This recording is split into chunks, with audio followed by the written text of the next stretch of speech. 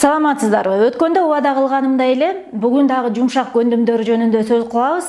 Биринчиси жигердүү угуу жөнүндө болгон эле, бүгүн биз оозубуздан чыккан сөздөр жөнүндө болобуз. Баарыбыз билгендей эле сөз менен адамды өлтүрүп да салса болот, сөз менен кайрадан тирилтип алса да болот экен. Ошол себептен каякта гана болбойлу, үй бүлөдөбү, коллегалардын арасындабы, деги эле сыртка чыкканда биз өзүбүздүн оозубуздан кандай сөздөр чыгып атат, өзгөчө бала тарбиялап жатканда ушул нерсеге көзөмөл кылабызбы?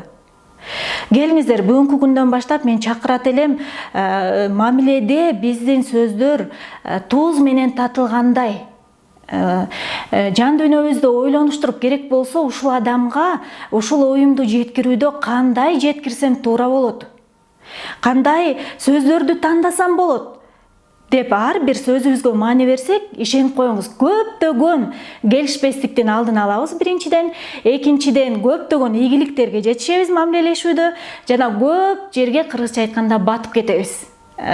Команда менен иштешкенди да билебиз. Мына жумшак чеберчиликтердин бири, мен дагы бир жолу баса белгилегим келет, туура сүйлөй билүү, туура сөздөрдү тандай билүү. Бул жөнүндө негизи кенен тренинг бар.